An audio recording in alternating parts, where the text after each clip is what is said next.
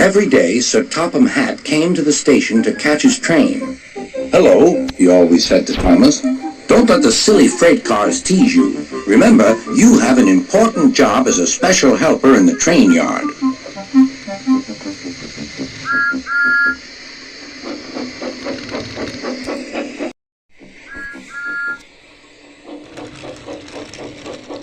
There were lots of freight cars, and Thomas worked very hard pushing and pulling them into place.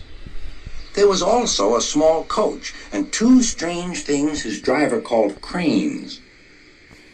"That's the breakdown crane," he told Thomas. "The cranes are for lifting heavy things like engines and coaches and freight cars." Heavy things like engines and coaches and freight cars. One day Thomas was in the yard. Suddenly, he heard an engine whistling. "Help! Help!" A freight train came rushing through much too fast. The engine was James, and he was frightened. "They're pushing me! They're pushing me!" he panted. On, laughed the freight cars, still whistling, "Help! Help! Poor James." "I'd like to teach those freight cars a lesson," said Thomas the tank engine. Soon came the alarm. "James is off the line! The breakdown train! Quickly! Quickly!" Thomas was coupled on, and off they went.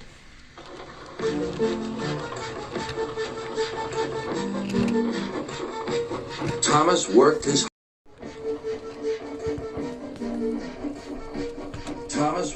hardest. "Hurry, hurry, hurry," he puffed. He wasn't pretending to be like Gordon. He really meant it. "Bother those freight cars and their tricks. I hope poor James isn't hurt."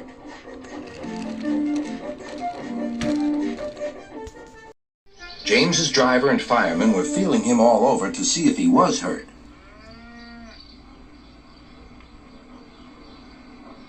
"Never mind, James," they said. "It was those silly freight cars and your old wooden brakes that caused the accident." Thomas pushed the breakdown train alongside. Then he pulled away the unhurt freight cars. "Oh dear! Freight cars. Oh dear! Oh dear!" they groaned. Serves you right, puffed Thomas.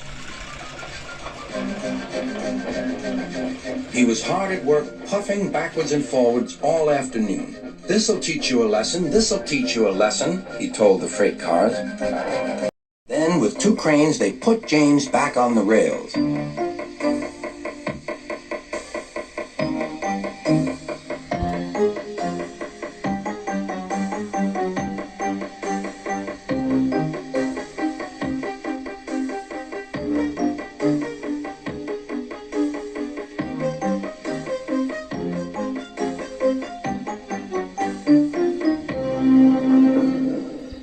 He tried to move, but he couldn't, so Thomas helped him back to the shed.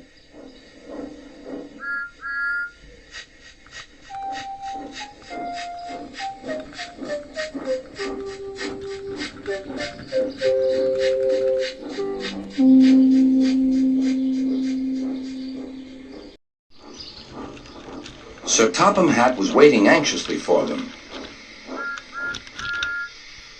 "Well, Thomas," he said, "I've heard all about it, and I'm very pleased with you. You're a really useful engine.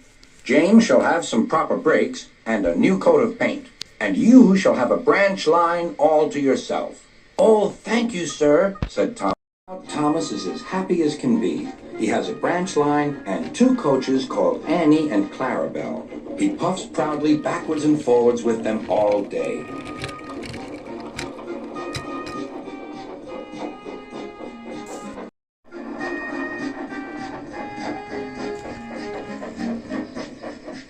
He is never lonely. Edward and Henry stop quite often and tell him the news.